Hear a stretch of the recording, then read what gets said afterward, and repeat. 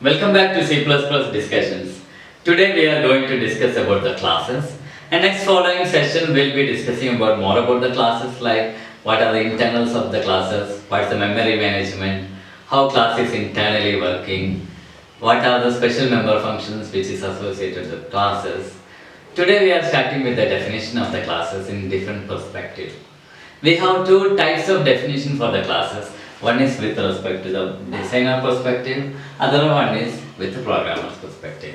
We can start the definition of the class with a designer perspective. For example, we are planning to construct a home. What we'll do first? We'll be arranging so many blueprints. Then we will select which one we most like among a number of blueprints. In a blueprint, we are specifying that what we supposed to keep where we supposed to make the bedroom, where the kitchen we supposed to arrange, where the restrooms we supposed to arrange. So while looking into a blueprint, we will be getting an idea about what is available inside or how the home construction has to be. The same way, sorry, the same way it will be like whenever you get a blueprint, you will be getting an idea like what we supposed to keep where. Class is nothing but class is also a blueprint over which you can create the variables or class variables. The same way there is a blueprint for the home. With the help of this blueprint you can create a number of houses. The same way class is nothing but class is a blueprint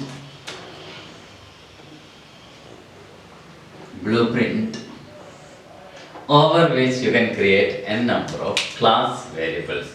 Maybe in future we'll be calling class variable with some different name, but for the time being I am calling it as a class variable.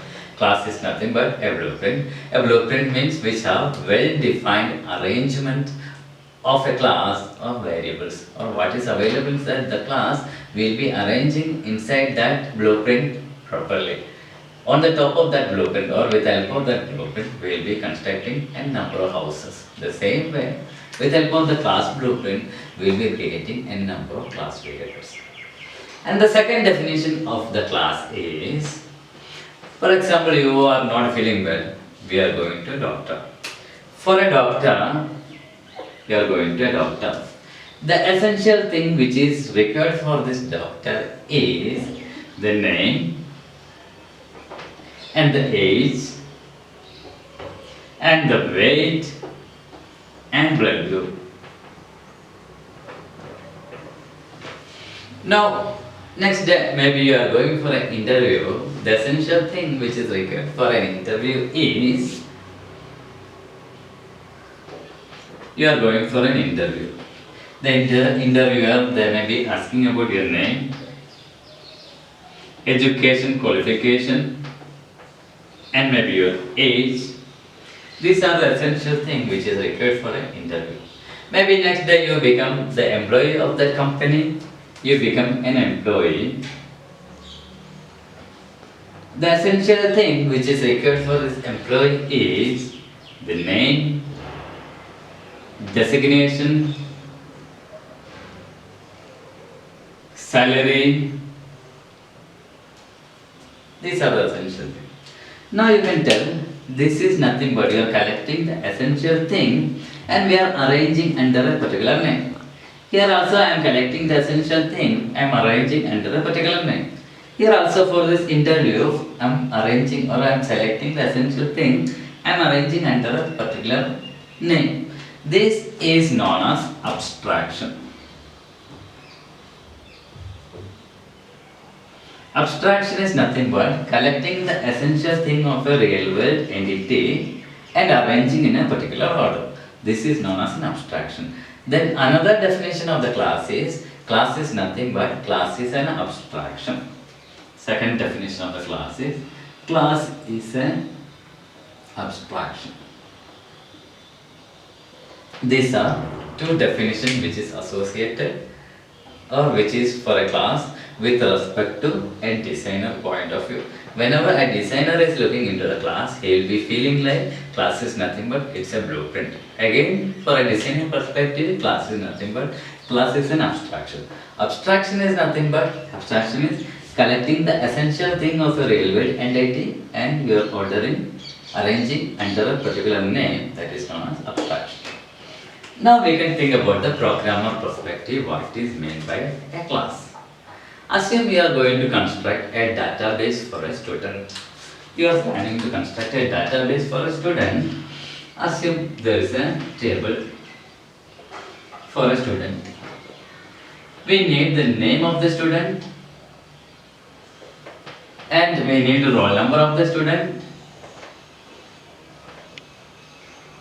and we need the mark of the student.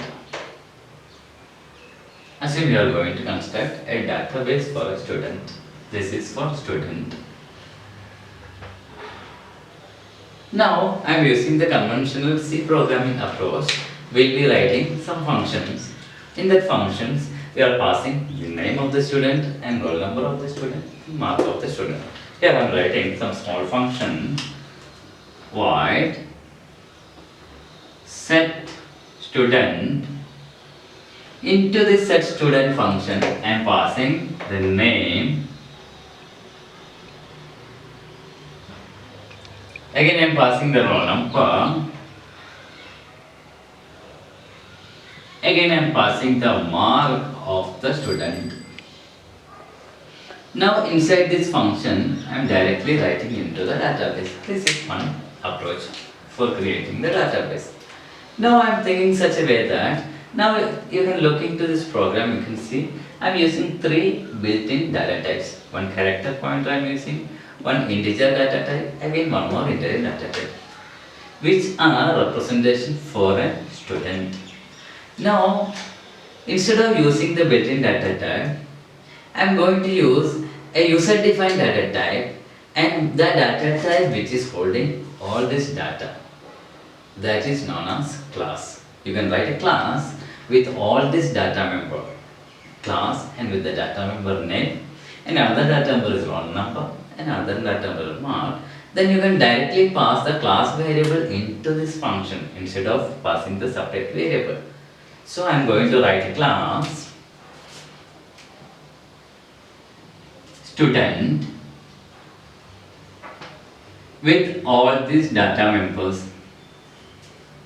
Data members are name, char, name of the student. I am putting some static length. Again roll number of the student, roll number of the student, and mark of the student, which is also of integer type. Now you can see I am creating a user-defined data type with a name. Now this student is a user-defined data type which is having so many data number, name and roll number and the mark. Now the manipulation will be very easy. You can pass this student variable or student type variable into this function. Again the retrieving from the database, which is also very easy because you have a single entity. That entity is capable to hold all this data type. So you can, another definition of the class is nothing but class is a user defined data type or class is an abstract data type. These are the definitions. For a programmer perspective, class is nothing but class is a user defined data types. But for a designer perspective, class is a blueprint as well as class is an abstraction. But for a programmer perspective, class is a user defined data type. User defined data type is nothing but which has or which is capable to hold so many other built-in data type. Class is a collection of similar or dissimilar data type. We have so many definition for a class. So I am concluding like for a class we have multiple definition for the classes. For a programmer perspective, class is nothing but class is a user defined data type. But for a designer perspective, class is a blueprint or which you can create class variables. Again, there are one more definition for designer perspective. Class is nothing but class is an abstraction. Abstraction means collecting the essential thing of a real world entity and hiding all irrelevant items. That is known as abstraction. Hope you have understood the session. In following sessions, we will be discussing more about the classes like the memory management of the class and special member function which is associated to the class. So we are starting with the definition of the classes. Hope you have understood the session. If ever you have any doubts or any concerns about this session, please comment. I will be answering to your queries. Thank you for watching this. Thank you.